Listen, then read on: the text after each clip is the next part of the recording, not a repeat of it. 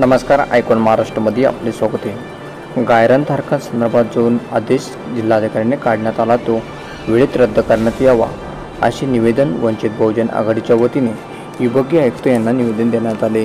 या निवेदनावर योग्य वेळी निर्णय घ्यावा असे वंचितच्या वतीने म्हणण्यात आले। यावेळी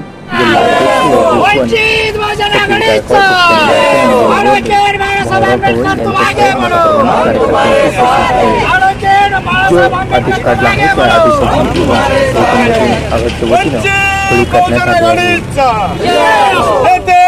बाळासाहेब आंबेडकर तुम आगे बढ़ो, हम तुम्हारे साथ हैं।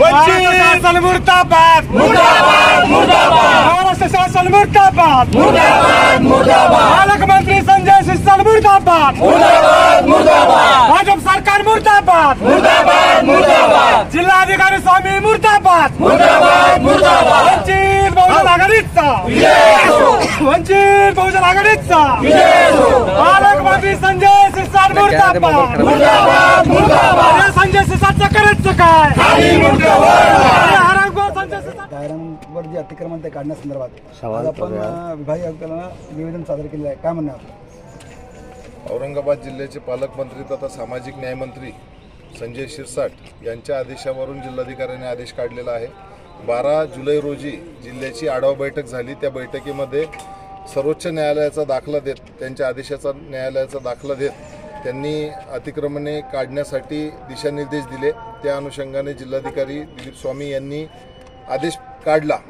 परंतु ही पार्श्वभूमी बघितली आपण की जे अतिक्रमण धारक आहे, गायरान धारक आहे, ते सन 1990 पासून 98 पर्यंत त्यांच्यावर गुन्हे दाखल झाले आहेत। त्यांनी दंड भरलेला आहे आणि काही प्रकरणे न्यायप्रविष्ट आहे। अशा परिस्थितीमध्ये पावसाचे दिवस आहेत आणि अचानकपणे कारवाई करून त्यांचे घरं नेस्तनाबूत करण्याचं काम हे पालकमंत्री संजय शिरसाट करत आहेत।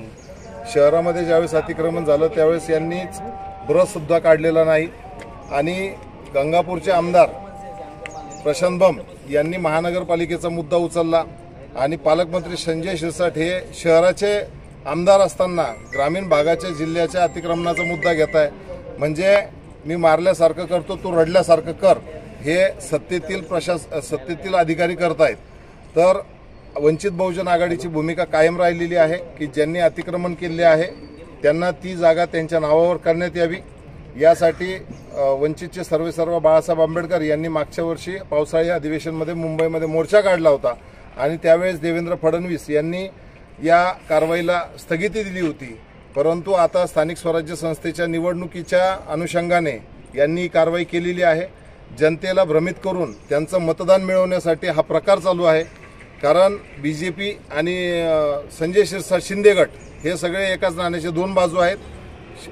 लाडक्या बहिणीचा मुद्दा, त्यानंतर त्यांना 2100 रुपये देण्याचा मुद्दा असेल, प्रत्येक वेळी निवडणुकीच्या तोंडावर कुठला ना कुठला मुद्दा, जातीवादी मुद्दा काढण्याचा यांचा प्रकार आहे।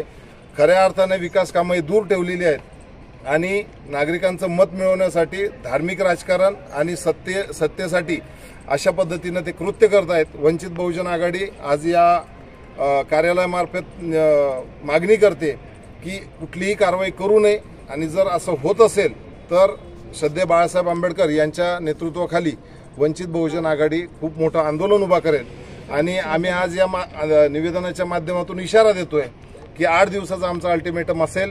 आम्ही सर्व गायरान धारक, अतिक्रमण धारक यांना सोबत घेऊन मोठे जन आंदोलन या ठिकाणी करणार आहोत। अधिवेशन संपलेलं आहे, अधिवेशन नुकतंच संपलेलं आहे, पण अधिवेशन